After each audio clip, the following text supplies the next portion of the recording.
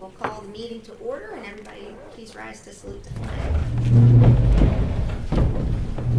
I pledge allegiance to the flag of the United States of America and to the republic for which it stands, one nation, under God, indivisible, with liberty and justice for all. Mrs. Chenoweth, before you call the roll, I just want to mention that Mrs. Chaikin is with us by phone. Mrs. Banas Clemens? Here. Ms. Patitsky? Here. Mrs. Blomgren? Here. Mrs. Chaikin's by phone. Mr. Cormack? Here. Mrs. Cullen? Here. Mr. Rice? Here. Mr. Russell? Here. And Mr. Wurs? Here.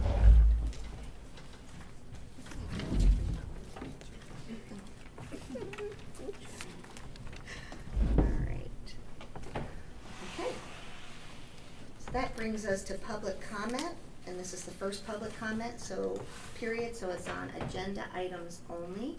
I know there are several people that have written that you want to speak about policy.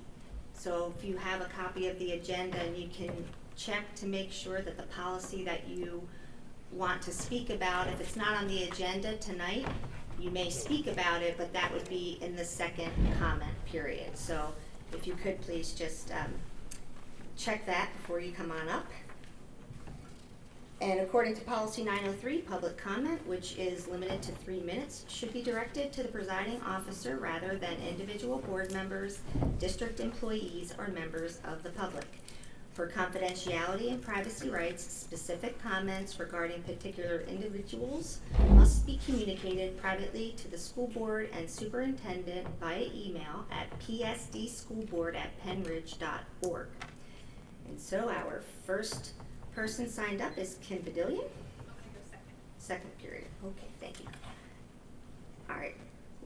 The second person signed up is also Kim Badillion. I'm assuming you're going to go second. Yeah, that was Okay. good. All right. And then we have Bob Sellers. No, that's the ending comment. All right. Ross McLennan. I'll go second. Second. Okay. Raylene Bosch or Besh? Besh. If I understand this, I think I'm going second as well. Okay. All right, and so then Amy and Kaysen, also second? Okay. Stephanie Regina.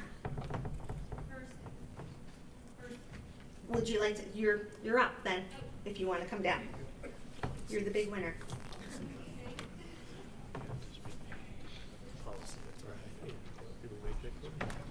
Policy, but it does say. There are some policies. Yes.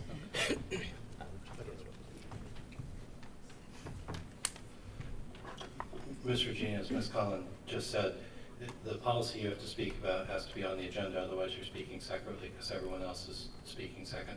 But if it's on the agenda for tonight, that's fine. Correct me if I'm wrong then. I was going to, I left that paper. It was going to be about partially student dissemination, That's all. which, yeah, is still on there tonight, correct? Yeah, you can I mean, absolutely speak about that. That is on there. I just want to make sure it's fair for everyone and applied equally. So that policy is on for consideration tonight.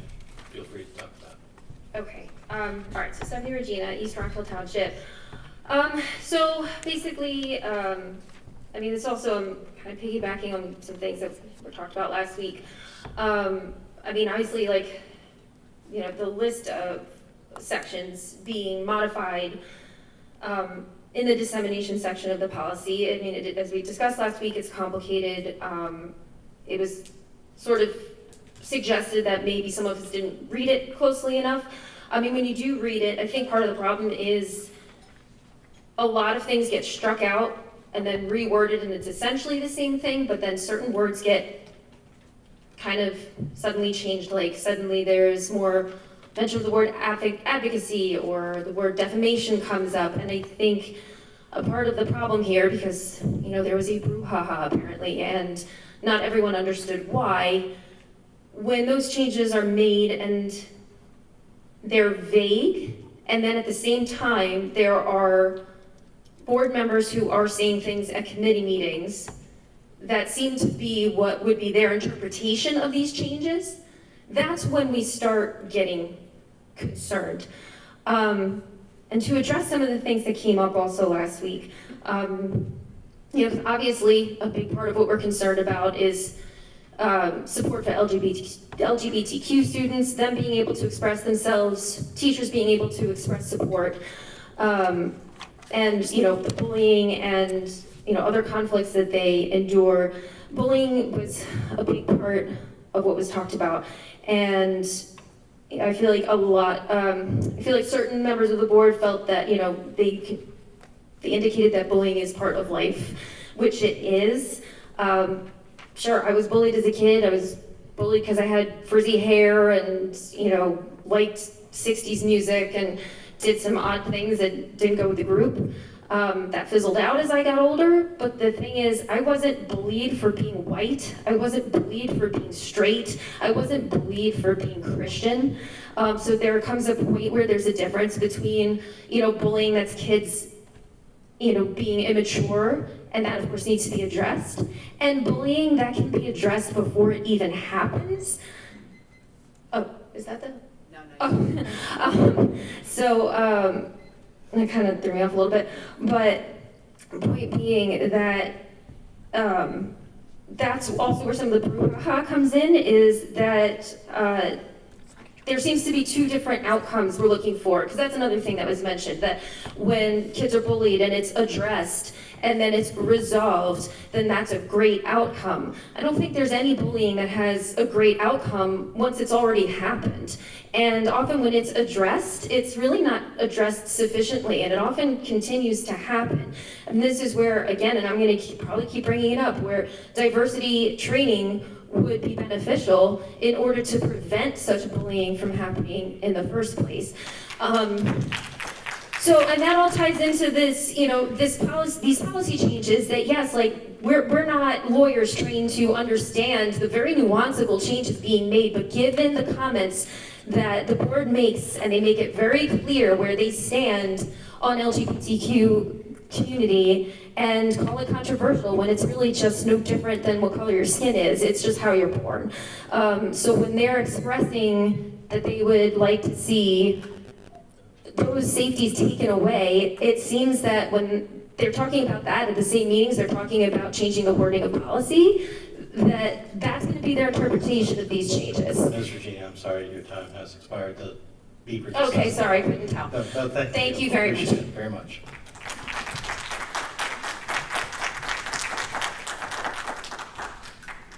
All right.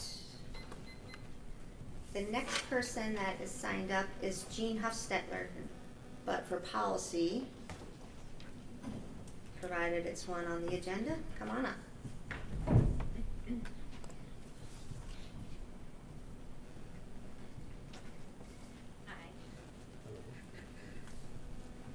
Hi, I'm Jean Huffstetler. I'm a grandmother of 10. I have 3 children, grandchildren in this district. I also have 3 grandchildren of color, Black Americans, and the rest are out of state. Now, I've lived in Sellersville for 38 years in the district. I've been a teacher for 35 years, and I have a lot of experience with children of multi-race and multicultural. I also have international students living in my home for the last 10 years. I'm having one that has lived with me for 7 years from China. He's visiting tonight before he goes back to the University of Connecticut. I had one from Ivory Coast, a young black man, and his sister visited me this weekend. They spent this last year with me. So I am very aware of a lot of the international, the multiracial, multicultural issues. I am very, very concerned about policy and how it affects. I have advocated on several occasions when I felt that an injustice was being done to one of my children, my global children as well. Now, the reason I even mention that is because I'm not just a person sitting at home with no experience. I have quite a lot.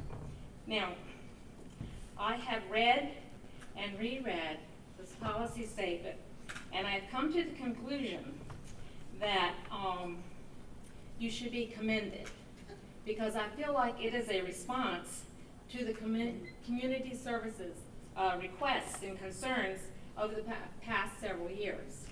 I think that it addresses issues of inclusion and diversity that people have been pounding for quite some time.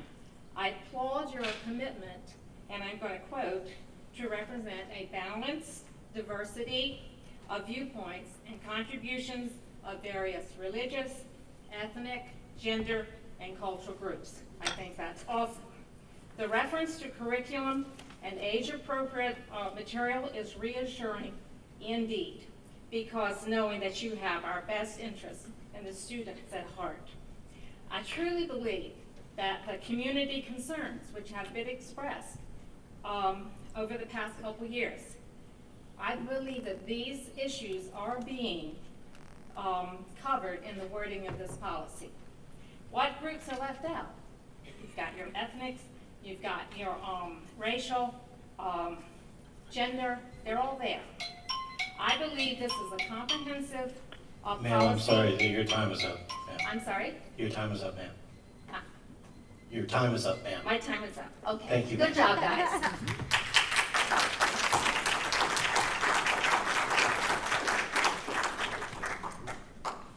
Okay, next, Melissa Smith.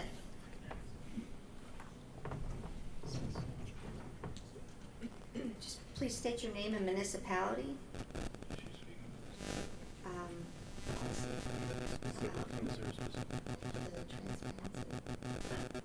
I'm Melissa Smith, Bedminster.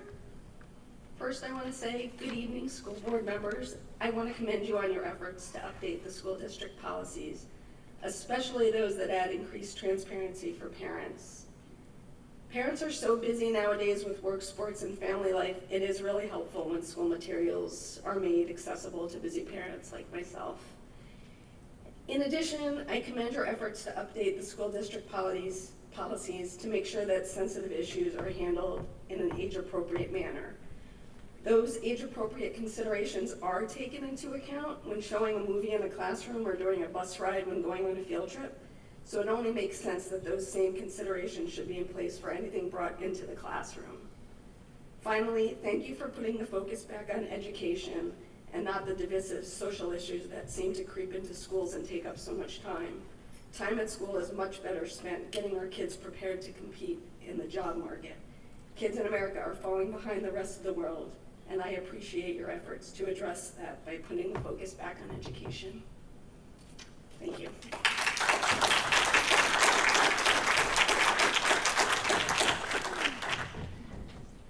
And Greg Price.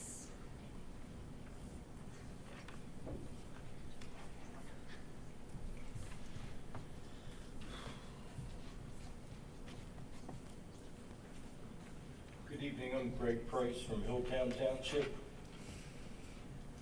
I wanted to speak tonight. Several policies on tonight's agenda include language, specifically setting forth the expectation that everything being taught in the classroom is age appropriate, content appropriate, and presented in a neutral and balanced manner. In addition, several of these same policies include language that provides increased transparency for parents and guardians in regard to what their child is being taught in school. I want to applaud the school board directors for making these policy improvements. It wasn't too long ago that concerning issues came to the surface after community members received curriculum renewal proposals. One such issue perfectly optimizes why these policy upgrades are warranted. Last year, the proposed American literature curriculum included a list of 20 books from which students were to choose one to read and discuss in their circles. The school district provided a brief summary of each book. The district's summary of one book, The 57 Bus, was as follows. This text provides the experience of two teenagers who seemingly live in two different worlds, but learn to reconcile their differences to find compassion for each other. Upon further review By concerned community members, we learned that the book actually centered around the true story of two students from California.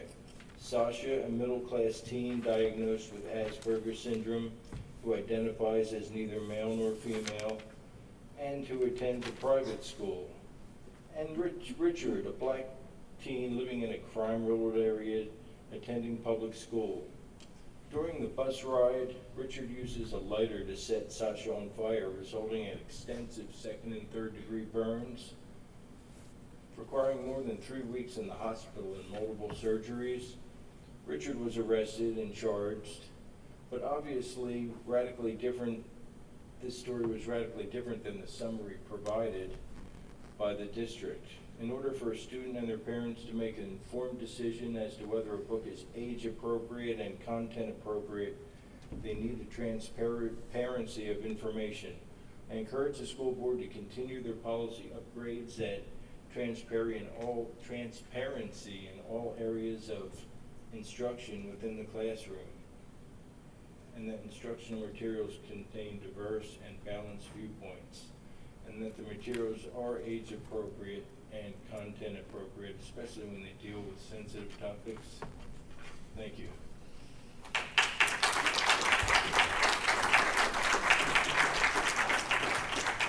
Okay, everyone else that's signed up is for the second comment period. So we will move on to the president's report. And what I would want to present to you tonight is that we did perform Dr. Bolton's evaluation, and the way that that works is that the board members receive an evaluation form for Dr. Bolton, and it has the 6 key competency areas to be evaluated on, and those are student growth and achievement, organizational leadership, district operations and financial management, communication and community relations, human resource management, and professionalism. So the first step was for each board member to complete his or her own evaluation and then submit it. And we compiled all of those results, had a meeting about it, and then we reviewed the results with Dr. Bolton. And I'm happy to say that, of course, he was found to be proficient, that he successfully met all of his goals for the 2021-2022 school year.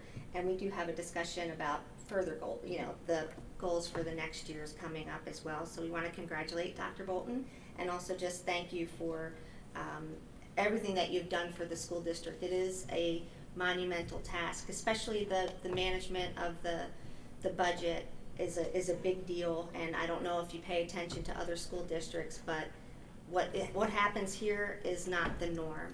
Being able to maintain the budget the way that Dr. Bolton and Mr. Daubert do, while at the same time increasing the educational services, the counselors, the social workers, all of those things. It is a big effort, and we're happy to have them. So congratulations, Dr. Bolton.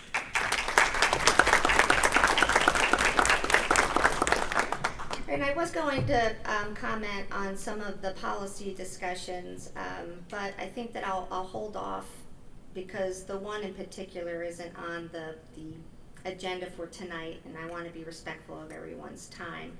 I'm sure that we'll have plenty of discussions on the other items. So we'll move into the superintendent's report, please. Mrs. Cullen and board, thank you for your feedback on performance over the last year, as well as the conversation and the assistance in setting goals for the upcoming school year, which we'll talk about a little later in the agenda. From that standpoint, are we good to go? Great, thank you. Just want to provide some highlights over the last month as we look forward to the beginning of school in a week. It's been a very busy time. My family basically knows when August hits, summer's over. We have a week of administrators and wonderful training and conversation with them. Then the following week, which was last week, we have a week with all of our new teachers. And so it's just a wonderful group, the energy that's there, spending time kind of talking about specifics to what they were hired to do in terms of their grade level or their subject area, but also a little Penridge 101. And so they get a good introduction to our instructional coaches, to our supervisors, as well as their building supports and their mentors that work with them at their buildings. And then today was the first of 4 days with all of our professional staff back. So we had a wonderful celebration this morning in the auditorium. We talked a lot about being a fan for our students as well as for our colleagues, and what that looks like, and how we can, the number of things we're fans of. Talked a lot about sports and other things that we are fans of, and what that looks like when you bring that into a classroom. So really looking forward to the start of the school year and can't wait to have the students back next Monday. A couple things I want to give you an update on. First is our AP scores. The AP scores always come in late of the year because students don't take them till May. So we often don't receive them until the school year is over. And we had a wonderful performance on our AP scores. The information that's up in front of you here are the top 5 AP scores in Penridge that have the highest mean score. So the top line, which is green across the top, will show you what the Penridge students averaged on that AP exam. So you can see it starts at 4.5 with AP Calculus BC, goes down to 3.83 on AP Comp Science A. They were the top 5 scores for Penridge students. The next 2 lines, the blue line is the Pennsylvania mean, so we're provided the Pennsylvania average for all AP. So anyone who took that AP in Pennsylvania, that was their average score. As well as then the global mean, which is anyone who took that AP anywhere in the universe in terms of their score. And so when you look at those things, these are obviously our top 5, but the other good news, when you look at just our core offerings, so if you look at our AP courses in math, science, social studies, and English, 90% of our students exceeded the state and the global mean scores on that. I'm sorry, not 90% of our students. In 90% of those AP exams, our students outperformed both the state and the global means. When you looked at all AP scores, so you combine them all, the ones that aren't just in core content areas, that number is 76% of our students still outscored, and in many cases to a substantial degree. We had students who got a 3 or higher. Often that's the number that is used by colleges and universities. Sometimes it's a 4, but it's often a 3 or higher that would allow students to have some level of college credit because of their performance on the AP exams. And so our students scored 3 or higher on 80% of the tests that were taken across the district. So just a great congratulations to our teachers and to our students for their hard work on the AP exams. Next, I want to talk about pathways. You'll see that as one of our goals for this year. College and Career Pathways has begun the last 2 years in Penridge, and there will be an expansion this year. And it really is an opportunity for students to explore those things that they think they'll be excited about moving forward.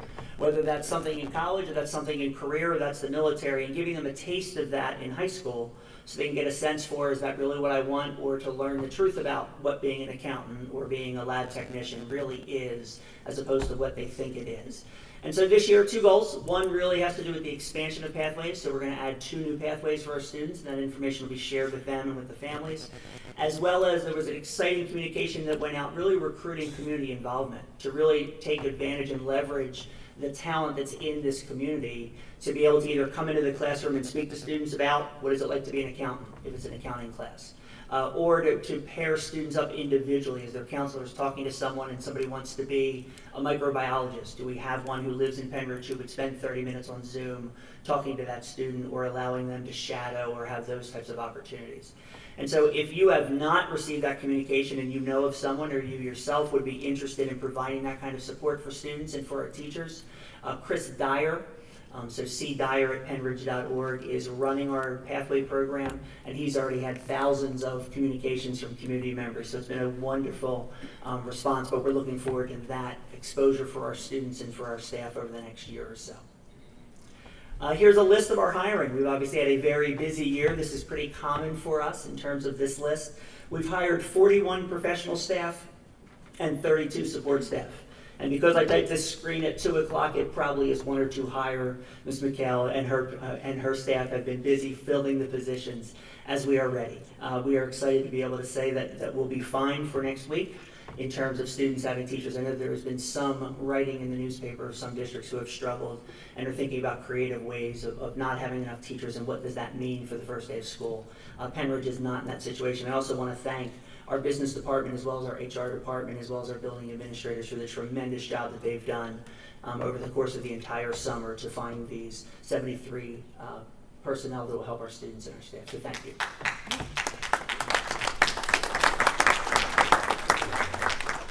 Next is another thank you for the 5 groups who primarily worked through the summer to make sure that next Monday we're ready. Right, and so if you think about all of the work that goes into cleaning up from the end of one school year, making sure that you're then ready from a supply standpoint, from a cleanliness standpoint, from a hiring standpoint.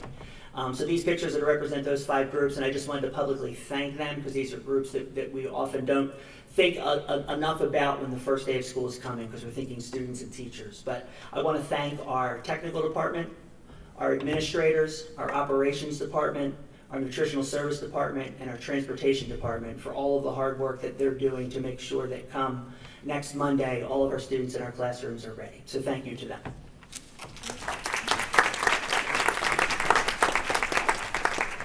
Next is just an update on our summer construction project. These are some of the before pictures. The good news is this is not what they look like today. That was my only concern when I looked at the slide. I was like, that looks like we're in trouble for next week. We had about $7 million worth of projects. 10 of our 11 school buildings were touched in some way, many of them in multiple things. Let me give you an overview of many of those. At every elementary school, we address the building envelope. So the outside spaces in terms of the walls, the windows, and the doors to make sure that they're energy efficient, make sure things are sealed, caulked, windows are tight, so that we can make sure that we're making sure that the heat and the cool stays in or stays out, depending on what we want from that standpoint. Lots of paving at the high school, at North, at Bedminster, sidewalk replacement at Dibler and South, parking lot expansion at the transportation center. West Rock Hill has a completely new kitchen in renovation. The North Middle School has a new renovation to their STEM room to make it a better space for both the staff and for the students. The high school has moved to a house system, and so the administrators and the guidance counselors will be out by class and will be out in the school and be more part of the normal experience for students, a little easier for students to get to. So those renovations are complete, as well as the renovation of our IT department at the high school level. And then the last piece would be Sellersville, which got flooring on much of the building from that standpoint. So thank you to all the operations folks who did that, as well as managing those jobs, and we're in good shape for the start next Monday. Next, just want to celebrate many of the summer camps. These are pictures from the 6 different summer camps that we've had this summer. One was our English language development camp. One was an extended school year camp. One was Camp Invention, our musicians camp, Ram Ball with our football team, and Penridge Soccer, obviously, with our soccer team. So just a wonderful celebration for our students to be able to come in, some academic, some just fun and interest, and then be able to learn school skills and interact over the summer in meaningful ways. Next is about communication. The next couple slides. Many of the goals talk about increased communication, whether it be increase in terms of press releases and making sure that more positive stories get out among the community, as well as the information that's shared and available through our websites and our various platforms. You'll hear more talk about the Ridge Channel. Mr. Thomas, our new PR and communications person, has a background in both teaching as well as network news. He is very strong at video production. And so the effectiveness in terms of communication, having short video bites, being able to see what is going on with whatever the piece that you're talking about. You'll see primarily that through our YouTube channel. Up until Mr. Thomas, our YouTube channel was primarily solely school board related videos. It's where we post meetings, whether they be committee meetings or full meetings. You'll now be seeing many more classroom and student pieces that will be there, as well as coming in the fall, this just in, a Comcast channel. He's calling it either #968 or the 968, as well as working with Verizon to try to get an equivalent piece on Verizon. But we will, in this fall, be able to have a public network channel across Comcast at least, and hopefully at Verizon as well from that standpoint. All of those things will be shared across all of our platforms in terms of social media, our websites, as well as through our video pieces. Just another piece in terms of from a school board standpoint, there will be something that will be launched in early September called School Board Snapshots. It's trying to get that piece in terms of sometimes you go to board docs, sometimes you go to the website, sometimes you go to, right? And so unless you're doing it on a regular basis, it can be frustrating as the feedback we're getting in terms of where do I go to see fill in the blank when it has to do with school board. So we're trying to create one piece on our website where all of those other pieces are still linked, so you still can go to board docs if that's how you know to get an agenda, but there will be another link on our webpage under school board so that you can just kind of say, all right, I want to see activities, and I think it was last month, and so I click on July, and I go to the activities meeting that's there, as well as being able to provide information to the community. Often, there will be public comments, or there will be answers, or there will be some presentation that's made around a topic that's there. It will allow the school board and the school district to have one place where information and kind of FAQs, if you were wondering about fill in the blank, here's something that happened at the last meeting, and it could be a 2 or 3 sentence summary to kind of provide that information. So people, when they're like, oh, I heard, you can go to the actual district site to see whether that rumor was true or not. And so be looking for that, but that basically will provide an update for the month that just passed, as well as a looking forward to here are the big topics that are coming up. So in early September, that'll launch. It'll provide an overview of what were kind of the major things talked about in August, when are the September meetings, and what are we projecting to be the major topics that we'll talk about in the month of September, and what committees would they fall on, so you can be tuned into those types of things and ask questions if you have them, but gather information. So please be looking for that. And that is the superintendent's report for this evening. All right, thank you. My battery died on my computer, so I'm going back to old school. I think we're on the consent calendar, so I would like to make a motion for a motion to approve the consent calendar items A through I. I'll second Okay. It was seconded by Mr. Rice. Are there any comments or questions from board members? Seeing none, all those in favor say aye. Aye. Opposed? Mrs. Chapin? She's fine. Okay. All right, motion carries 9-0. Okay. Oh, I'm sorry, it was actually items. Yeah, it was still items A through I. Okay. Yeah, that's correct. All right. Yeah. Thank you. So up for our first committee report is Mr. Cormack with facilities, please. Thank you, Ms. Cullen, I appreciate it. We've had a busy summer, as Dr. Bolton has indicated, and so we have a couple of change orders. I'm making a motion to approve Bedminster Elementary School 2022 site work change order for Baker & Baker for unusual allowance, resulting in a credit, I said credit, of $21,005. I'll second that. Okay, it's moved by Mr. Cormack and seconded by Mr. Rice. Are there any comments or questions aside from woohoo, we're getting a refund? Well done. All right, all those in favor say aye. Aye. Opposed? Motion carries 9-0. With a motion to authorize bidding for the 2023 site work project that includes paving of the high school lots on Blooming Glen side, paving the operation lot, sidewalk repairs on DSC, pedestrian and circulation rerouting at Central, and site work for the short storage shed. Say that 3 times. I'll second that. Okay, all right, moved by Mr. Cormack and seconded by Mr. Rice. Are there any comments or questions? Okay, all those in favor say aye. Aye. Opposed? Motion carries 9-0. A motion to authorize the bidding for the operations and maintenance department garage. I'll second that. Moved by Mr. Cormack, seconded by Mr. Rice. Any comments or questions? And all those in favor say aye. Aye. Opposed? Motion carries 9-0. A motion to authorize bidding for the general construction of the salt storage shed. I think I got it right. I'll second that. Good. All right, it's moved by Mr. Cormack, seconded by Ms. Batisky. Are there any questions or comments? All those in favor say aye. Aye. Aye. Opposed? Motion carries 9-0. A motion to approve the GESA Guaranteed Energy Savings Agreement for number 6 on the South Middle School Kitchen Project, equipment in the amount of $708,460. Second. Okay, moved by Mr. Cormack, seconded by Mr. Rose. Any comments or questions? All those in favor say aye. Aye. Opposed? Motion carries 9-0. A motion to approve GESA Agreement number 5 for diesel fuel tank initial remediation funding in the amount of $59,250. I'll second that.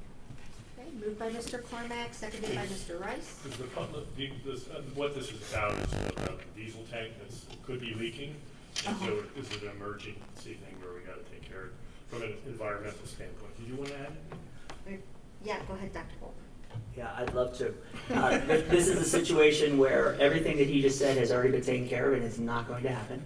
So there was the top of our diesel storage tank is a metal insert surrounded by concrete. And Mr. Dauber, if I say anything too wrong, you let me know, right?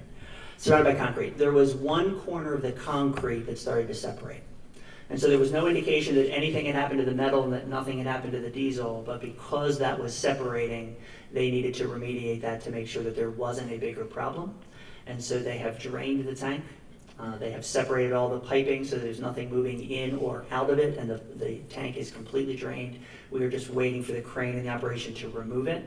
There have been plans made to bring in temporary gasoline to have a temporary storage while we are ordering a new tank that will go in on that site. And the temporary storage, the temporary fuel will be up and running by this Friday, which means it'll be fine for the first day of school.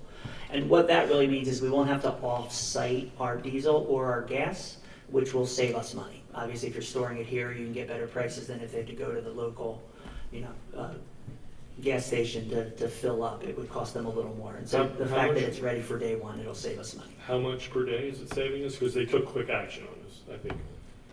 What was it? Mr. Dauber, do you remember the cost per day? I that heard we're saving? $2,500 a day.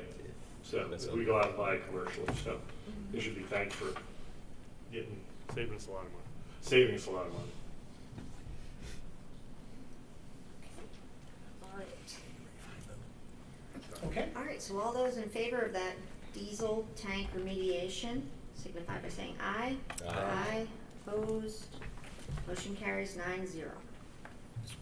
We have a motion to accept and award a school bus bid number 23-110 to Wolfington Body Company in the amount of $469,184. I'll second that. Moved by Mr. Cormack and seconded by Mr. Rice. Any comments, questions? All those in favor say aye. Aye. Aye. Opposed? Motion carries 9-0. Just on the last item, just so the folks understand that this is a program that we've instituted, for as long as I've been on the board, and looking at revamping our bus services to make sure our children stay safe. So in this regard, we're looking at 3 72-passenger buses and 1 special bus for 48 individuals. It's critical that we keep our system up and running, and it's critical that the bus services, which our transportation department does a fabulous job in keeping what we have going, but we do have to replace our buses. And that's an ongoing yearly position that the board has taken over the past 5 years in making sure that we've replenished our services, our buses, so we have a safe vehicle for our children. Just a quick side note. I'm looking for approval of obsolete items from A to H. Second. Moved by Mr. Cormack and seconded by Mr. Wers. Any comments, questions? Okay, all those in favor say aye. Aye. Opposed? Motion carries 9-0. The next Facilities Committee meeting is September 12th, 2022. All right, Thank you, Mr. wonderful. Cormack. Sorry, jumped in. I'm ready for finance. Finance is here. Never fear, finance is here. That's not technology. It's finance. All right, I'm gonna look for a motion to approve contracts A through X. Yes. Make motion. There. Here to second that, Mr. Cormack.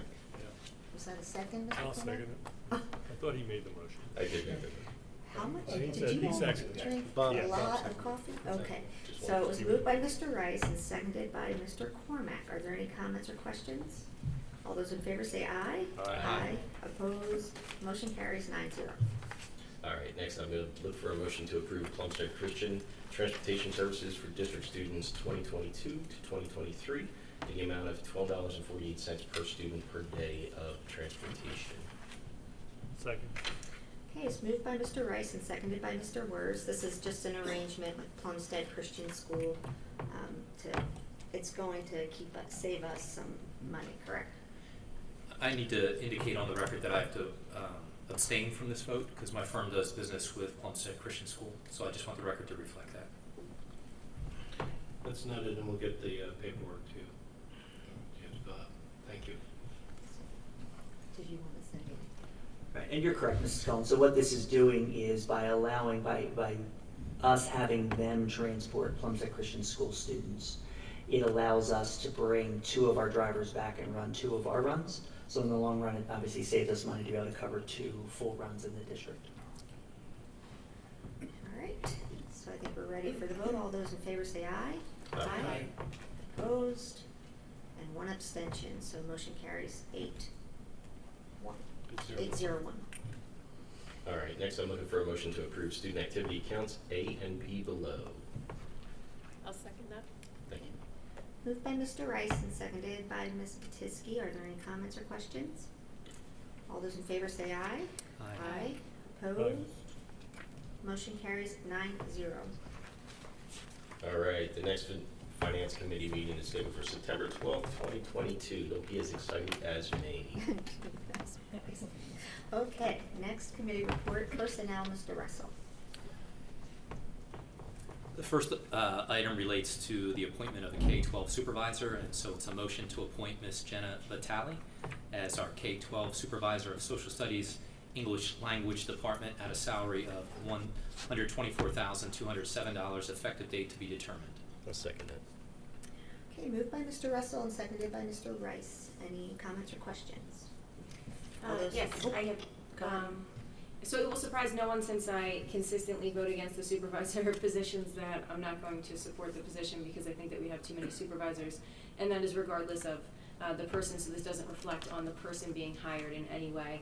And I just also wanted to add a comment that I think our model of K-12 isn't ideal, because we end up having people who are certified in the secondary area, who decide curriculum for the elementary area, and I think that was part of what factored into the concerns with the social studies curriculum for the elementary level, because of the developmental appropriateness of the curriculum that was being passed in relation to the ages it was for. And so from my perspective, I don't think that the model necessarily fits right, and I think that we have too many administrators, and I've always said that, again, doesn't reflect on the person individually, and I do this consistently for supervisor positions, so.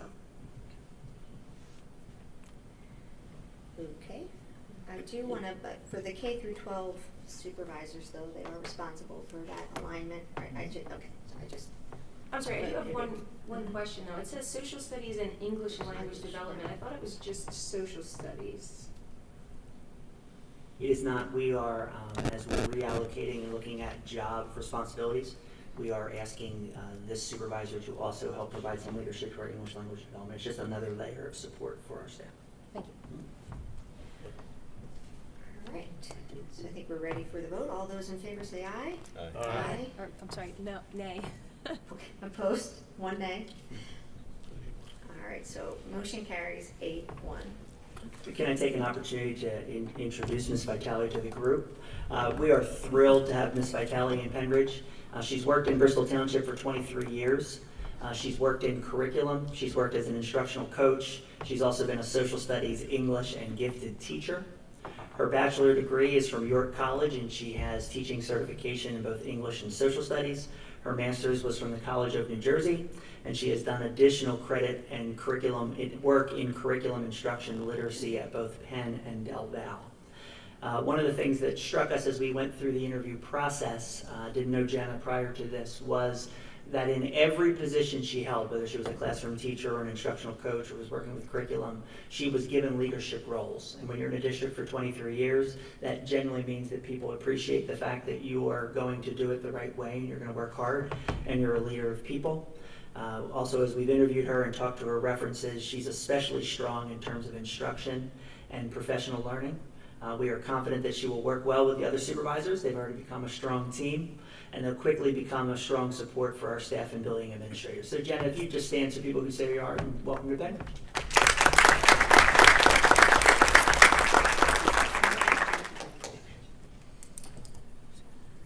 The next item on the agenda relates to a side letter agreement, and just a point, we have a collective bargaining agreement, and any time we modify that, we need to have a side agreement. So this is a side letter agreement with our Educational Support Professionals Association, and this relates to bus drivers and aides on the buses, and as we've talked about before, we've had difficulty filling a lot of those positions, so we believe this agreement will give us an advantage to try to make sure that those positions are filled in a timely manner. So I would make a motion to approve the side letter agreement between the Penridge Educational Support Professionals Association and the Penridge Board of School Directors. I'll second.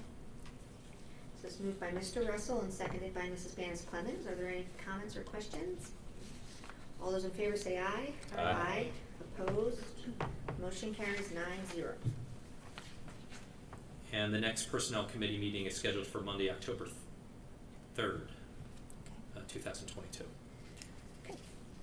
Thank you, Mr. Russell. And next we have policy. Mrs. Banis Clemens. Okay, thank you. First, I'd just like to note that policy 220, at the policy committee meeting, we had discussed taking out the reference to, hold on, let me just, student expression, because the policy doesn't relate in any way to student expression. And so in the title it said student expression, and then there was one other time in the policy that it mentioned the word student expression. Since the policy itself only has to do with the dissemination of materials, that language has been removed for clarification purposes so that it's more clear about what the actual policy is about. So the policy is now titled Student Dissemination of Non-Materials, which is directly what the policy is actually about. So I just wanted to clarify that change because the administration was looking into that for us since the committee meeting and was able to make that change. And then I also would like to vote on policy 137 separately.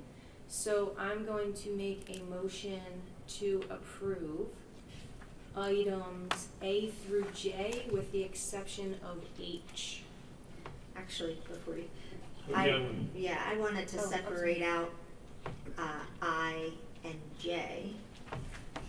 Well, actually, I guess if we made I noted the student dissemination, but the friendly amendment is in there, so we don't need to separate that. But I would like to separate out graduation requirements, number 217.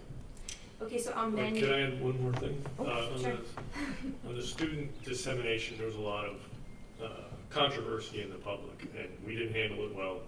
I would say that we didn't communicate by the name, kind of set people off, but we took everything out as far as student expression, and the last thing we just took out was student expression in general, as well as dissemination. And that was just a vague, someone from the public brought that to our attention. We took it out. So there is nothing about expression, and I know Megan said that too, but it's dissemination, and I think that should remove any of the controversy that's out there. If not, we can follow up with you separately. All right, how the policy, the paragraph that Mr. Wers is referring to, it says this policy addresses dissemination of materials that are not part of district-sponsored activities. In parentheses, it says non-school materials. So that's how it now reads. Ms. Banis Clemens, so if I understand, just keeping score, Yes. right? For those at home. For those at home, I believe that the motion now, if you agree, is to move A through G. Plus J. Plus J, I was about to get there, and then to take H and I separately. Do I have that correct? Yes. And I think there's still a second that needs to be made. I'll second that. All right. Okay, so it's moved by Mrs. Banis Clemens, seconded by Mr. Rice. Are there any comments or questions on these policies?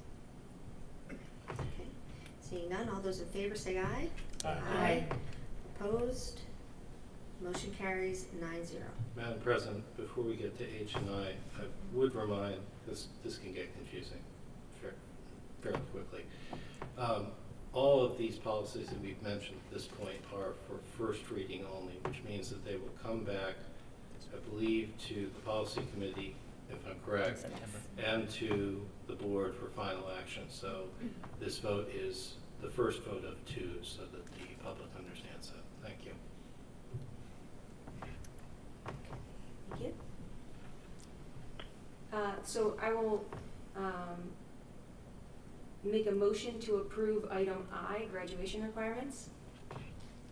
Second. All right, so it's moved by Mrs. Banis Clemens and seconded by Mr. Wers. This is item I, graduation requirements. Are there any comments or questions from board members? I wanted to make a brief comment. We've been talking about graduation requirements a lot, and one of the newer requirements is a half credit in personal finance.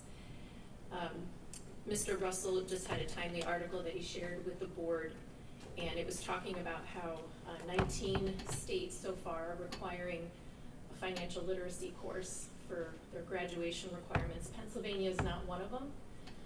But I think this is a good example of Penridge being ahead of the pack and adding that to its graduation requirements. So I want to thank Mr. Vogel for his leadership in that area. Thank you. And I do want to make a comment about the graduation requirements. This is just the first read, but I can't, in good conscience, vote to reduce the number of core course requirements in that social studies to just 3 credits.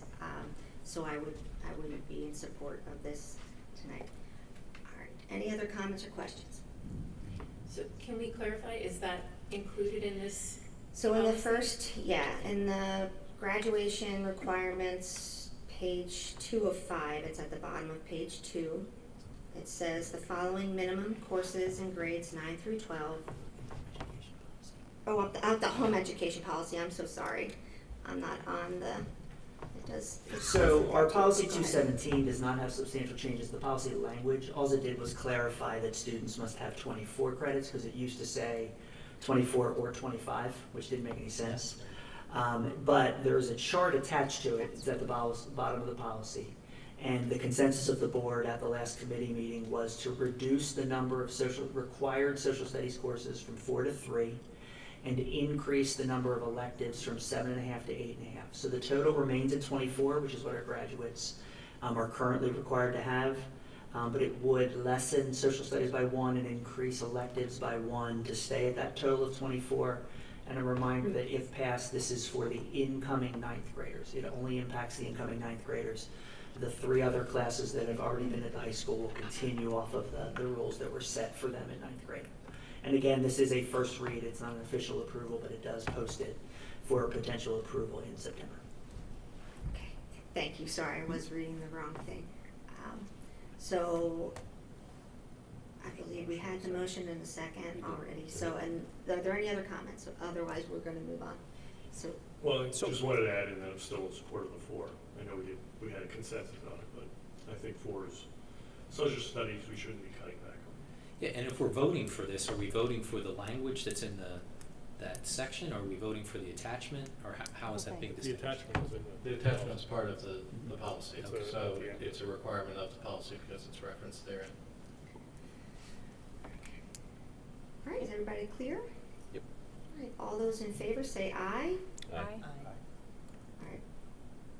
Do a roll Yeah, call. roll call vote would probably be better, please, Ms. General.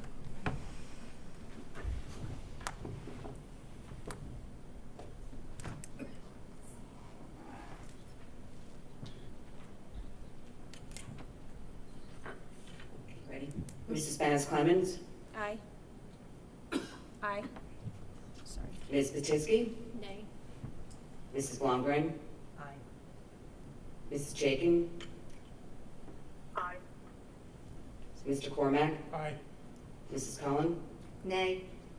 Mr. Russell, Nay. Mr. Rice, Yes. and Mr. Wurs. Nay. 5-4. Okay, motion carries 5-4. Okay, next, is there a motion to approve item H, home education programs? Second. So are you making the motion? I'm asking for a motion. Okay. Could I have a motion to approve? I'll make a motion to approve. Okay. But what's your, you brought this up separately, right? Are you gonna explain why, or? Sure. Yeah. So I wait, should- I wait, never wait, asked Wait, that we need to have a question. second. So we Hold on, need hold a on. motion and a Time second. out. Yeah. Please get a second so your Short solicitor answer. can go to Yeah. sleep. And no more caffeine tablets before you all come to the meeting. A second. I'll second. Okay. It was moved by Mr. Wurs, seconded by Mr. Rice, if I have that right.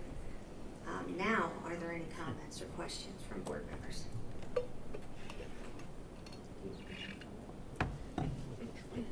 So,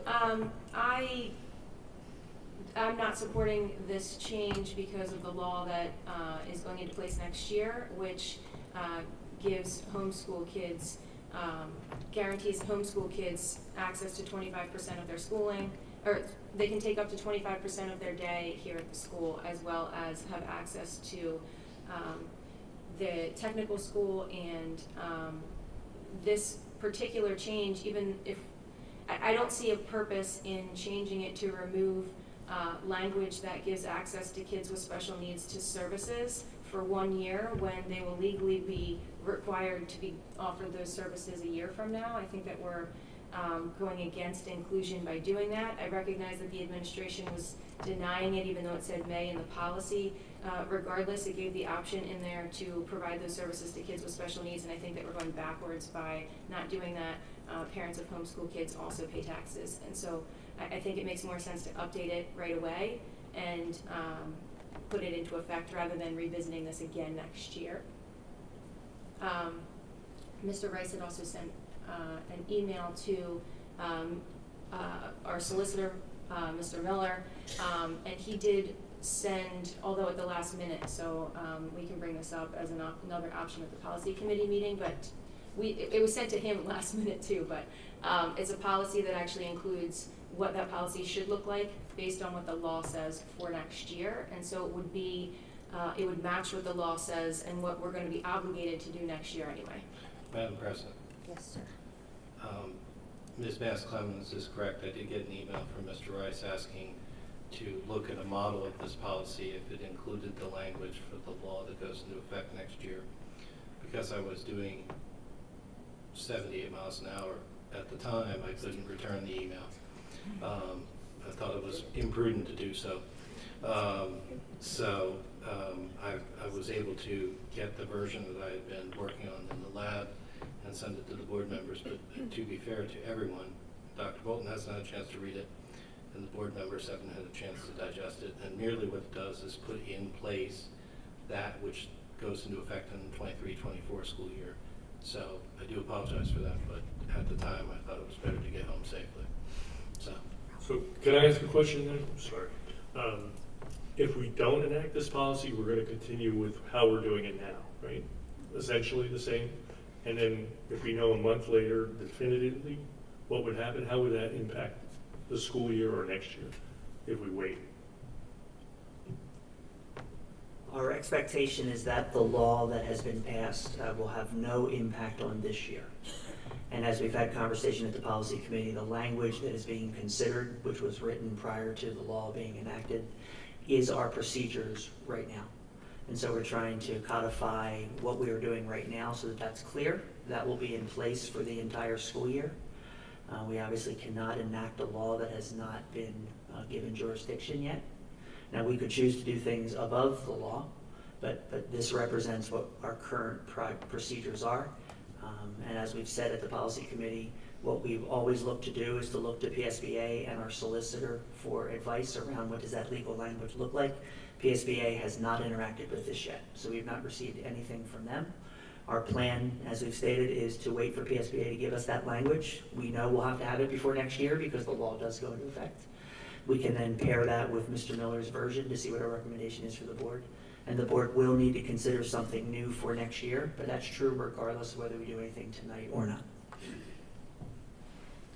And I mentioned it at one of the policy meetings where we discussed it. It was my understanding that with the delay in putting it in, making it take effect for a year, was to give schools time to prepare. There are some aspects of this policy that if you enacted it the way that the law is for next year, if you tried to enact it now, do we have the capability of providing all the services that we would then be required to provide? So I thought in my mind it would be better to wait rather than make promises now that we wouldn't be able to necessarily keep and go about it in a different way and make sure that we have those things in place.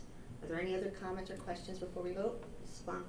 I just had one clarification for tech students. Homeschool students do have access to tech, correct? Yes. Okay, I just wanted to make sure. Okay. All right, all those in favor signify by saying aye. Aye. Opposed? Nay. All right, so that, I heard Mrs. Spanish Clemens, Mr. Rice, and Mr. Wers. Yes. All right, so that would be 6-3. Motion carries. Okay.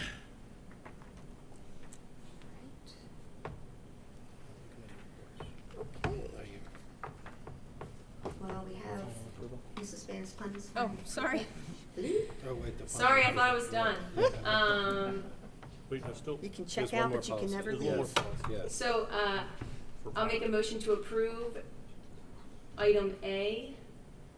Or I'm sorry, it's C. underneath C, it's letter A, 227 controlled substances paraphernalia. I'll second that. Okay, moved by Mrs. Spanish Clemens and seconded by Mr. Rice. Are there any comments or questions? Good. All right, all those in favor say aye. Aye. Opposed? Motion carries 9-0. Mrs. Cullen, can I go back to one, actually, back to B? My request was in the email to Mr. Law to get an idea to stay on the front side of policy change so we don't keep revisiting things. And that was basically my conversation in the email. It was basically, so it seems like we revisit policies and go back and forth much too often. So since there was something written in law, my request was to get at least a template, if you will, to start the conversation. And that's where my mind was on that. That's why I said. Thank you. All right.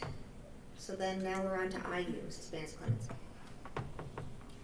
Thank you. The IU met on August 16th and also July, the 3rd Tuesday of July. So I'm going to start with the most exciting news first. The IU has opened up a Fab Lab. The Fab Lab is in Warminster on Ivy Brook Boulevard, and the purpose for a Fab Lab, there were over 300,000 STEM-related jobs in 2018, and nearly 17,000 of those are unfilled.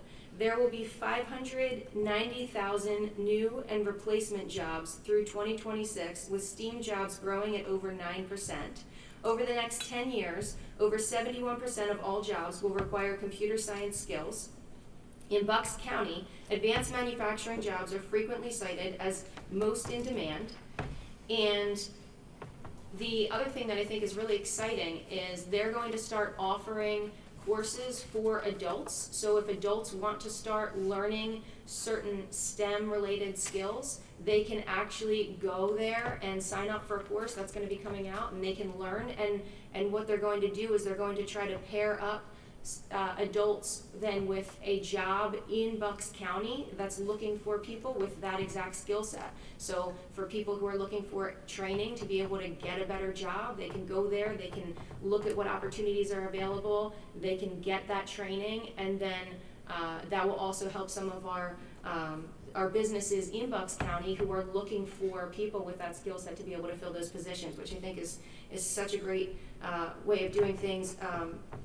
Mark Hoffman has done a fabulous job of continuing to find ways to meet the needs of more and more groups in the county. Ways to expand so that the IU can be that hub to keep offering more and more services. They also have the mobile Fab Lab that continues to circulate around. It went around through many of the libraries throughout the county over the summer, offering opportunities to kids. If you want to follow them, specific to the STEAM opportunities, you can follow them on Twitter at BucksIUSTEAM, on Facebook and Instagram, FabLabBucksIU, and at FabLabBucksIU. So look for those. You can look at those opportunities there. The other thing that the Mobile Fab Lab has been doing too is we've been having students, the Bucks County Intermediate Unit deals with the education for children and youth experiencing homelessness across the county. And we are Region 8, which covers Bucks County, Delaware County, Montgomery County, Lehigh, and Northampton counties. And it's comprised of 94 LEAs, local education agencies like school districts, And more than 3,313 students were reported as experiencing homelessness during the 2021 school year, with 742 of those students originating from Bucks County. The Bucks County IU supported 8 Bucks County schools with purchasing school supplies for students experiencing homelessness through the Kits for Kids program, which provided age-appropriate school supplies and hygiene kits for children and young adults. The items arrived in backpacks and can be shared with families in need. Students who reside in family shelters who are struggling not only with being homeless, but also having access to be able to connect virtually for online platforms to complete assignments. With the addition of internet services provided by Comcast, the Bucks IU was able to provide 3 family shelters with computers and printers intended to support those students as they engage with many different school districts and classrooms.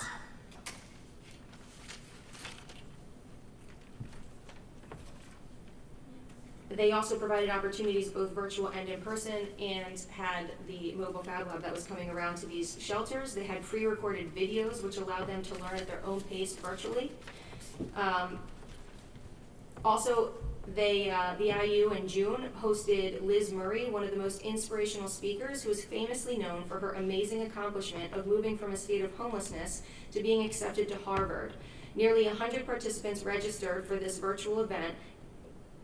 Liz Murray's success is in part connected to her encounter with a school administrator who did not make excuses for Liz's life experience and only assumed that Liz could succeed. Today was their opening day, and just like Penridge, so everybody is coming back to the IU.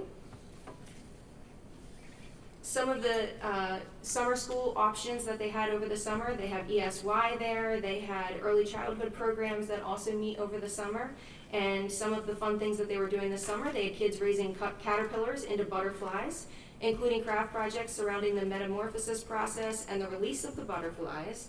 They had water play days, exploring the solar system with planetarium devices, and of course the mobile Fab Lab, and coding their own little dancing bee-bots.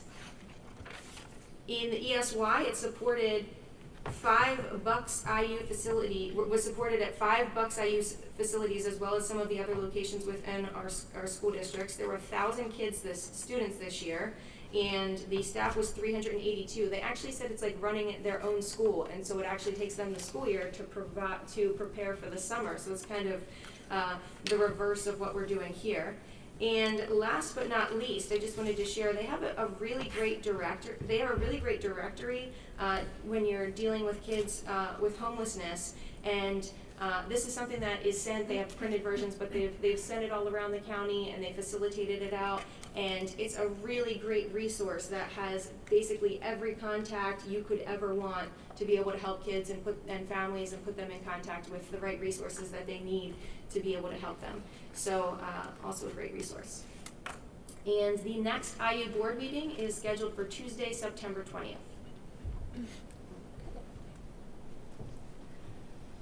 Mr. Cormack, Upper Bucks Tech. Thank you.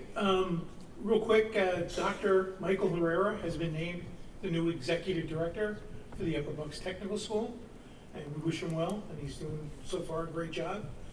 We had over 900 students apply for positions, or actually openings, at the school, which is good news. Part of the issue is we have limited number of openings available in healthcare, culinary, and machining. So if we know anybody in the community that's a student that has an interest, we would certainly like to make some opportunities open to them. We do, in regards to what Ms. Clemens had talked about looking at cyber and computers, we are now going to embrace a new computer technology or networking and cybersecurity course for next year, and we think that's a smart move in the future. We've got a lot of students that have expressed interest in that. We will be having the Bedminster Township Police Force.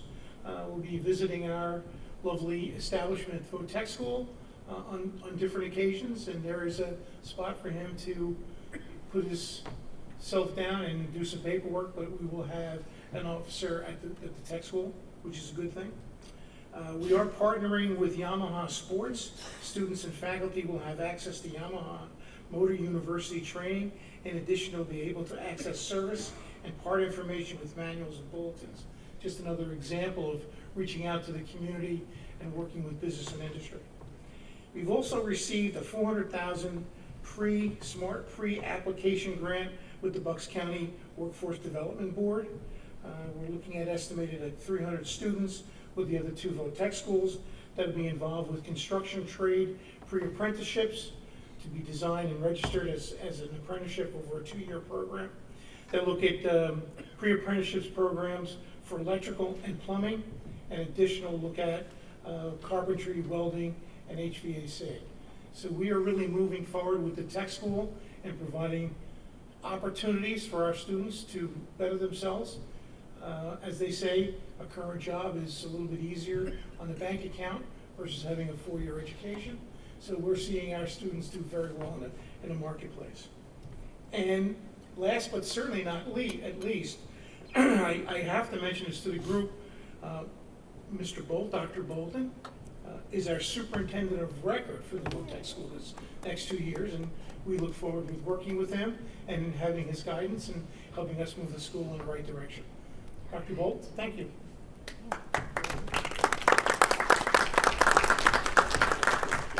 Work your magic over And there, the Dr. next meeting, scheduled meeting for the VOTEC school is September 15th, 2022.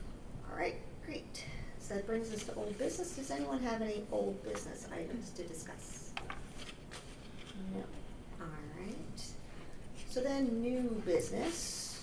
We have our school board and committee meetings scheduled. I would like to make a motion to approve the 2022-23 school board meeting schedule.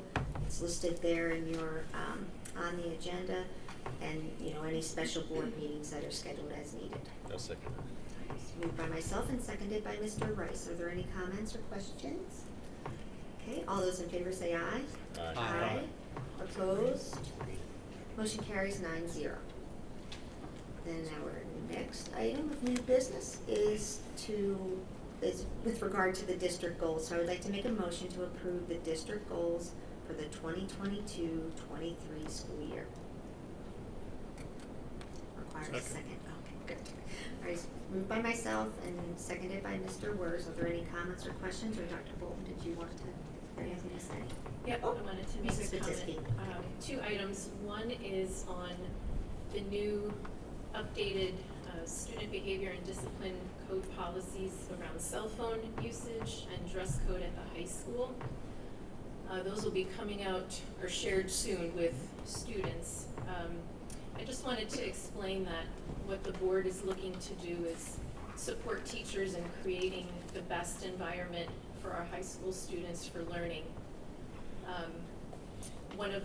I've had an opportunity to talk with some of the counselors. One of the counselors that I spoke with estimated that of the students she works with, that she estimates up to 80% of their issues could be minimized simply by reducing cell phone usage during classroom time. So I want to thank Dr. Bolton and the high school administration for seeing that through, and I would ask parents to also support that policy. The other comment I wanted to make was around the data goals. We've talked a lot about raising test scores and improving student performance. Even though my children are past elementary and middle school, I've really come to appreciate the importance of being proficient in reading at that 3rd grade level, and when that doesn't happen, what a negative impact that can have on the student for the rest of their learning career. And so there's goals specific to that in the 2022-23 district goals. And if you look back at our August 8th finance meeting, was where Dr. Robarczyk presented. He talked about us adding a kindergarten teacher at Seiler, also adding reading kits for K through 5, and that will take care of all K through 5 students across the district. And those reading kits support phonics instruction, which is again critical to helping students learn to read. And then we're also adding teachers' assistants in grades 3, 4, and 5 at our non-Title I schools. So the Title I schools already have that. This is now covering the non-Title I schools, which are Seiler, Bedminster, Deigler, and Grass. And that will impact approximately 825 students. And one more comment I wanted to make was around the targeted full-day kindergarten program that will be adding 2 teachers and 2 teaching assistants, and that will support Grass and West Rock Hill and Guth and Sellersville. So again, thank you for the leadership there. We also added in this process about supporting the mental health of our children. We know we have a problem. It's been exacerbated by COVID, but we really need to focus on the overall student population's mental health. There's too many influences from outside the school that are having destructive impact on our children, and we brought that up as something we really need to address going forward. I also just wanted to thank admin. I know they've been working really hard this summer with some more of like the management toward the behavior expectations with things such as like cutting class, study hall expectations, dining room expectations.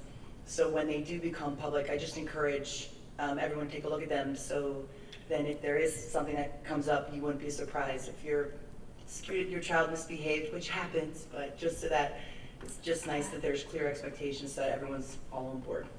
So thank you, admin, for taking time to put all that together.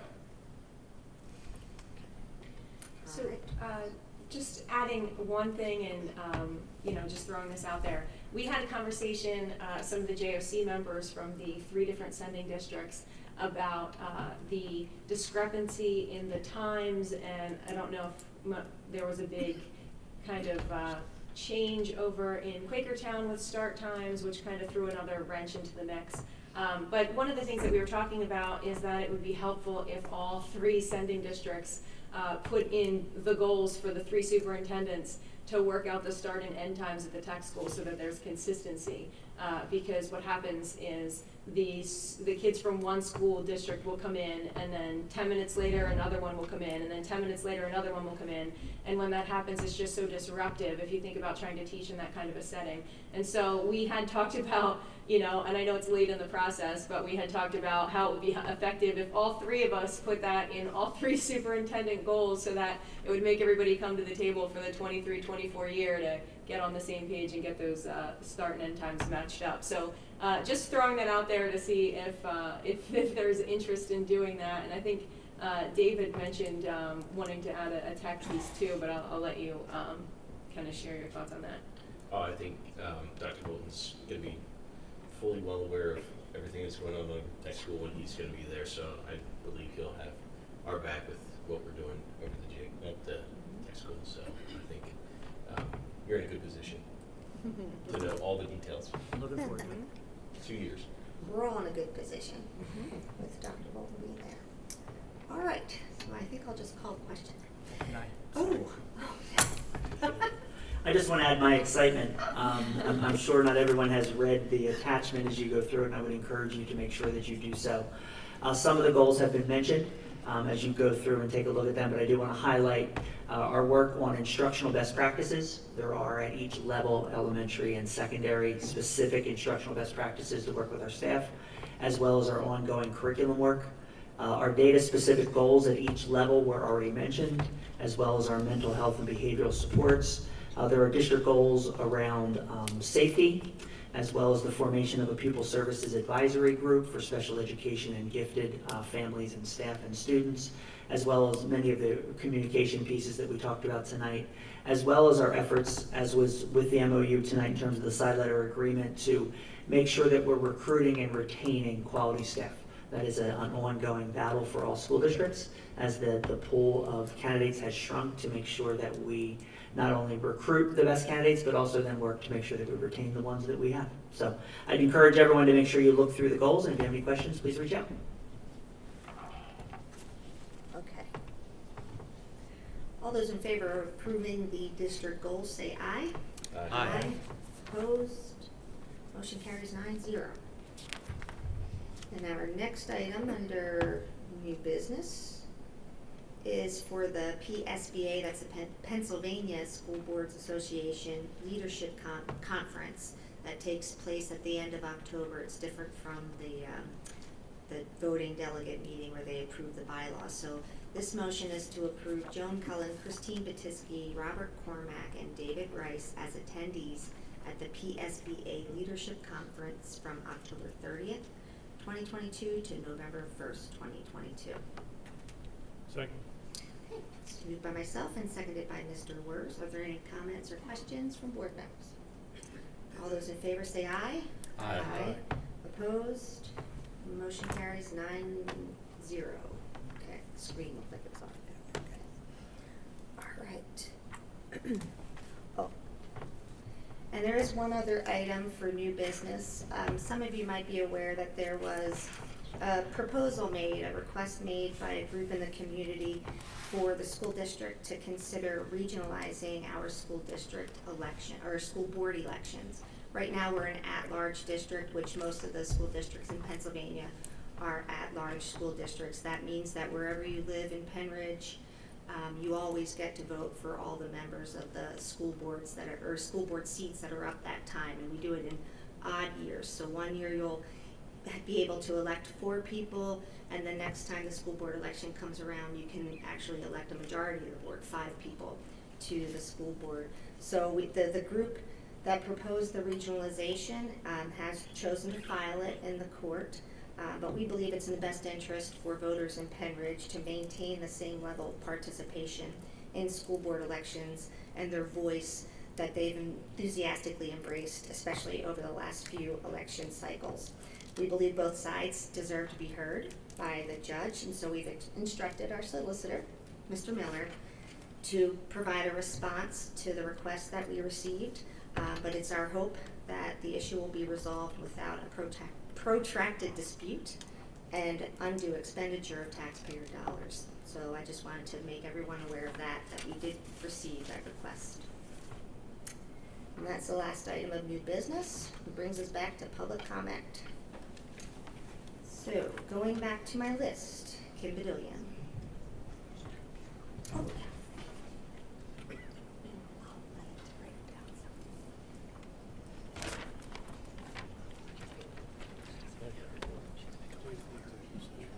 Kim Badillion, Percy Borough. Some discussion by the board during the last policy committee meeting centered around teachers potentially being permitted to advocate during the school workday by way of items placed on their desks. The pride flag was specifically mentioned.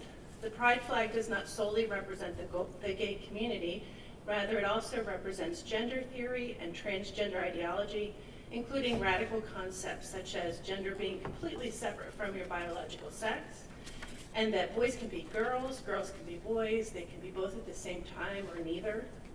This is not something supported by science, by the way. In addition, the portion of the flag pertaining to the gay community obviously includes the issues of sex and sexuality, topics not appropriate for minors at school and especially not prepubescent minors. It should be noted that in Pennsylvania, schools are not mandated to teach sex education. Therefore, parents have the opportunity to opt their students out of the instruction if they prefer to handle that at home when it best suits their child and as far as time and manner. The premise behind the pride flag is social advocacy, which is political. This makes the pride flag substantially different than, say, an autism awareness symbol. Students are captive audience during the school day, and they're profoundly influenced by their teachers, especially elementary schools, who typically idealize their teacher and would be staring at whatever's on that desk for 7 hours a day, 9 months out of the year. That's a significant amount of power and influence, even if it's only a flag. Students need to be protected from all political and ideological agendas, both from the right and the left. In addition, teachers themselves can be made to feel uncomfortable if they choose not to advocate for certain ideologies from their desk. Teachers deserve to work in a non-hostile environment. They should be encouraged to remain politically and ideologically neutral while at school. The school building should be a safe space for all students and teachers alike.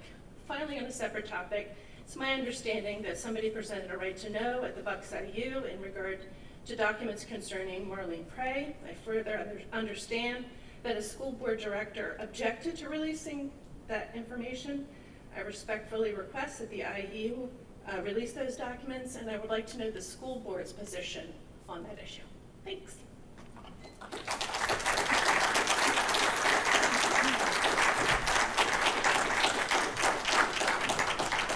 Mrs. Cullen, I would just like to clarify that no board members objected to releasing that information at all. In fact, the administration and the board said absolutely all of those documents are going to be released. There was no hesitation. No one ever said anything about objecting or not wanting to release those materials. That's exactly what we said we were doing. There was just a point of clarification about what was approved and what wasn't approved as far as text messages and personal emails and all of these other things. And so there was a comment just about streamlining it by asking specifically just for the professional emails and not asking for those other things so that it would be approved right away without having to go through that longer process. It was just help to be helpful so that the individual could see how to streamline the process and get the information without going through OOR to get it. That was really the point. But there was absolutely no effort to not release those documents at all. In fact, we were saying the exact opposite of that. I wasn't aware that I was at the meeting and I didn't hear a vote on the item. I think what the public commenter was asking for was an overt action from the IU to state that the IU wasn't going to appeal the decision. So that's what the person had been asking for, from my understanding, sitting in the audience. So there wasn't a vote on it, and I think that's what he was requesting. If you're saying that the IU is not going to appeal it, I think that's good, because everybody needs to have that information. Mm-hmm. All right. Next we have Bob Sellers.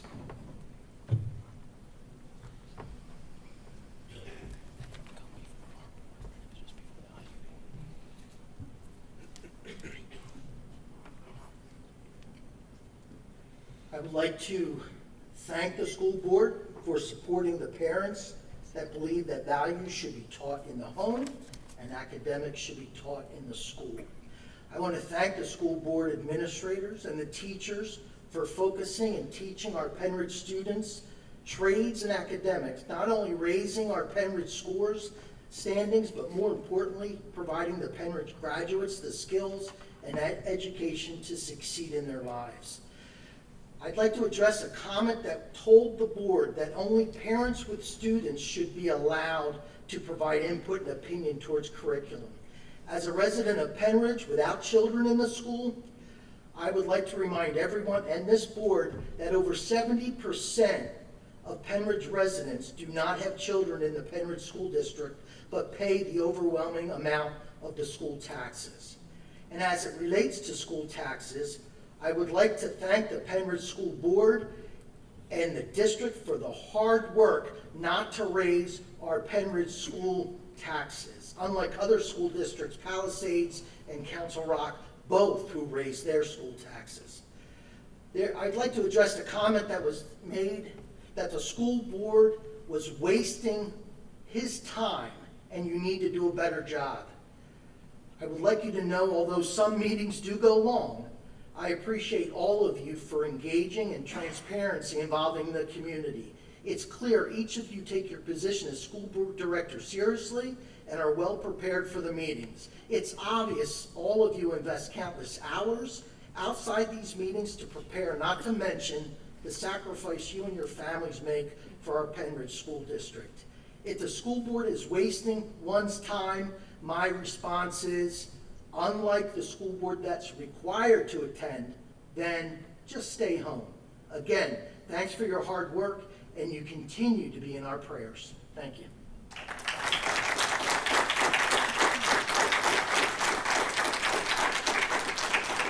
All right, thank you. Next, we have Jane Kramer, Please remember to state your name and municipality. Yes, thank you. Okay. And hold on. Next is Ross McLennan.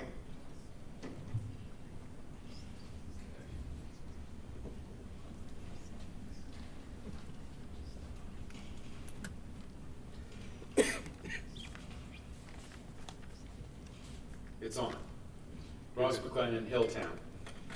First of all, I want to thank Megan for a report on the IU Fab Lab and STEAM. Okay, I've talked before as an engineer. The CHIPS and Science Act is really important to me because what we do at my job, we require PCB boards and all kinds of electronics, and aside from being expensive, you can't get it. It's almost all imported. We're really excited about this, and I want to motivate everyone up here to make sure we get students into that area. That's where we really need kids. I got some other notes. Library weeding. You're not burning books, right? What is library weeding? I see it in a few spots here. What does that mean? It's a regular item on the facilities agenda. Pretty much every month, Mr. Daubert, I mean, that the librarians go through the library books. I'm sorry, actually, I'm talking on your time, but it's a regular item. Go Okay. ahead. So the parents aren't doing it? No. Just checking. Okay, all right, 220 does look a lot better, and words, your comments were great, especially on mental health. I know I'm not supposed to mention your names. I see that policy 109, resource materials, and 321, advocacy policy were removed. I'd like to have the board explain where, and I'll email you, where these policies are at in the process. Will they be coming back for further rewrites and reviews? For the last few months, the Penridge School Board has been presenting disturbing new policies and policy revisions like the resource materials and advocacy, telling people at the meetings that these policies and changes are given to the board by the PSBA. This has also been stated to the press. That is likely true for much of the policies prior to the last few months. But I am very sure some recently are coming from outside and not the PSBA. I realize the board has flexibility and changes to our policy. However, they are now presenting very disturbing changes involving areas such as book reviews to be done by select parents, gender identity not to be discussed with students, eliminating sexualized discussion and teaching, and these very strange loosely defined advocacy limits. Letters have been written from the Southern Poverty Law Center, from the ACLU, the National Coalition Against Censorship, the ADL. These nationally recognized groups are coming here to advise against these policy changes. Many of the changes are stepping on the human rights of our children, counselors, and teachers. I have no idea how a teacher can teach with these gag orders in place. And I do realize it's been dialing back, and I'm happy to see that. But these comments are based on the last couple of weeks and the readings. Thank you, Mr. McCullough. Okay, thank you.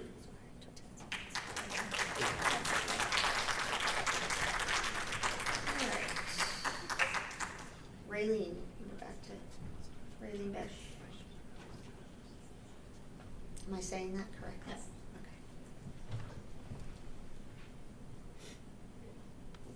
Okay. Raylene Besh, East Rockville Township. Thank you again for the opportunity to address you for a brief moment. The Besh family introduced ourselves to you last Monday night. And so for those who don't know us, we are Penridge proud parents. I have two children who graduated from Penridge, one who went to the tech school, and she's now a proud RN. She did she did it. Yes, thank you. And another child who graduated and is also a wonderful, working in our community. He's going to talk, so I won't take too much of his thunder. But we felt like Penridge was a great experience for our kids, and we are Penridge proud. And I told you that I'm also a proud gay woman. I'm married to the love of my life. She happens to be a woman. And I happen to have two children that are transgender. and I love them dearly, and they are profitable members of society, and actually the psychology and psychologists accept that as a real thing. So they actually have gone to counseling, and they are have been approved for all of the things that they have gone through, their surgeries and everything else. It is very scientific, and I'm proud of them. And I'm also a proud Christian, and love the Lord very much. And I just want to let you know that our church is praying for each of you as you are facing a very difficult challenge trying to weigh out what some of these decisions that are before you. And you're going to hear conflicting messages tonight, because one person's going to tell you one thing and one person's going to tell you something else. But I'm going to tell you that as a gay person in this community, I'm still isolated, even in my 50s. Even tonight, I came to the meeting and I saw someone in the hallway and we were having a little discussion. And the person said to me, "Oh, I'm sorry, I have to go to a prayer meeting now." And they left me. I would have loved to pray with them for you. I would have loved to pray with them for our school. But because my shirt said equality, I wasn't invited to the prayer meeting. It still happens. My family doesn't speak to me because my shirt says equality, and because I'm married to a woman, they told me that's why. So it's important that we find ways, whatever ways. If you don't want a flag, I don't care, but we have to find ways to work for equality for all. LGBT people are a demographic. We're not a political statement, and we're not a religion. We're just a demographic. Thank you.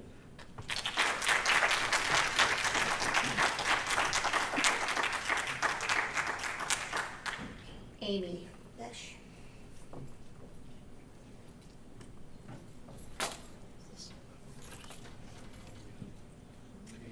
Amy Besh, East Rock Hill.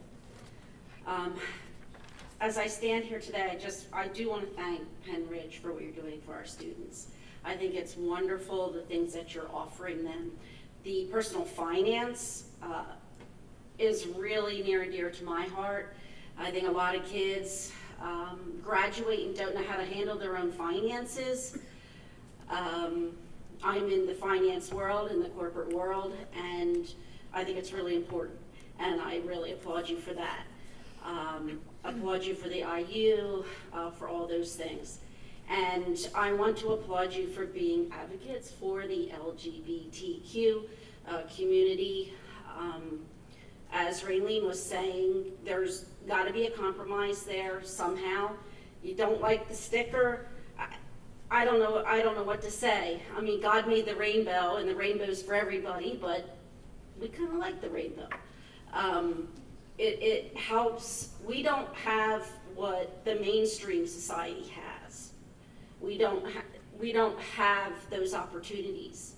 So a sticker just lets us know that there are people out there that understand. We need allies. I don't want everybody to be LGBTQ. Certainly not. But we need allies out there, and that's all we're asking for, is allies. We don't want your children to become gay. That's not what it's about. We don't want them to do that. It's a tough road to handle. It's a tough road to go down. And it hurts our kids. So whatever it is that you can do as a board, please do it. Our children are hurting, and that's what it's about. Thank you.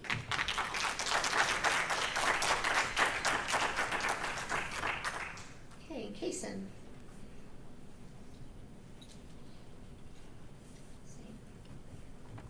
Hi, Kaysen Besh, East Rock Hill Township. I guess, I just want to make a couple comments on what a couple people said earlier and on our last meeting. I graduated from Penn Ridge in 2018. I came out as trans the day I graduated. I know I mentioned that before. And just as a student that's been to the school, and like I said, I did have a good experience at Penn Ridge. I had supportive teachers that didn't even know what I was going through, but were supportive regardless. All that to say, I think it is important to have representation, whether it's a flag on a desk or a sticker in a window or whatever it may be, because without that, students, this is a public school, first of all, so students that go here are supposed to be prepared to deal with the public. So when they graduate and they go into their job or their college or whatever, they're gonna see black people, they're gonna see gay people, they're gonna see trans people, and this is a time where they're supposed to learn how to just know how to interact with a diverse group, not just one demographic of people, but everybody, the public. And if parents or somebody has an issue with their student, their child, engaging with the public, they certainly have that choice to homeschool their child or send them to a private school that does have their own stance on certain opinions. But as a public school, teachers should not be suppressed into not allowing diversity and expressing support in diverse groups. And I guess that's all I have to say.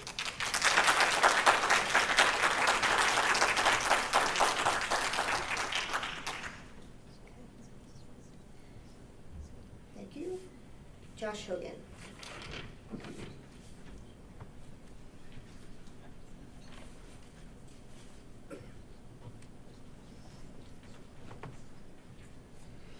Thanks, Josh Hogan, West Rock Hill Township. I don't really have prepared comments, so I apologize. This is going to be a little off the cuff. And I also apologize because I'm bringing back COVID, and I know that this issue is dead, right? Just today, Lord Fauci has finally announced he's going away. Right? Yes, thank you. Good news. Unfortunately, I want to make sure that all of you guys are aware of what's basically circulating this week. Information finally came out about this. This is August 23rd guidance from last year. So in just a few hours, this guidance becomes 1 year old, a year ago. This is the guidance which was widely, talked about in whispers and hushes to have silenced Dr. Damsker, put him in the basement. And that's pretty much the crux of why I want to bring this up, okay? I'm going to come back to that guidance in just a second. This is a pile of all the other guidance from the Bucks County Health Department, okay? It's about 24 different pieces of guidance. Almost half of it went to you guys. It was about schools. And all of these guidances, if you look at the PDF, you look into the metadata of the file, they all, without any exception, come from a working member of the Bucks County Health Department, which is, of course, a building on its own, totally different from the Doylestown Courthouse, where the commissioners and all of their staff work. This guidance, which came out on August 23rd and was widely reported to, be the undermining of Dr. Damsker, this was authored, according to the PDF file, by a guy named Eric Nagy. And the reason I want to bring this to your attention is he was the campaign manager of the 2 Democrat county commissioners. I believe at some point he was director of Bucks County Dems. He's a self-proclaimed political operative, all these things. That's like what he likes to be. And most importantly, he was hired by them to work directly for them on taxpayer funds in the county courthouse. So what I want you guys to consider is, what was your access like to Dr. Damsker before this came out, your ability to reach him when things happened in the school? That you had to do stuff with COVID, you had issues, you had to put out fires. And after this, it's my understanding that nobody could reach him. Administrator, you couldn't reach him, he was gone. You lost a resource during a pandemic, right? It's like, oh my gosh, the worst pandemic ever. You couldn't talk to the health director. That's because of this guidance, and this guidance was done for political reasons, and finally we've uncovered that. I want to also just real quick say a couple of things. First of all, I want to give a big thank you to David Bedillion and the leadership team of Penridge for Educational Liberty. We've announced that they're going to be closing up shop here shortly, and in particular, I have to call out something I wish I had done with my movement, which was more focused on the reopen side, which is the fact that Penridge for Educational Liberty was nothing but class. You'll notice none of them ever came up here. There was no yelling, shouting matches. They were just nothing but class, dignity, and I really respect the way that they did everything. The last thing I want to say is we are in the month of August. I just wrote what is my 5th check I've given to you guys. And while that's never fun for anybody to pay taxes, in all of those years, all 5, my taxes have never gone up. So thank you for that.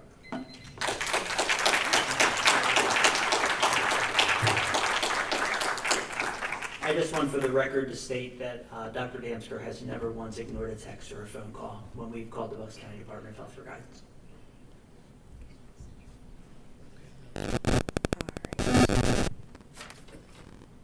Okay. that brings us back to announcements.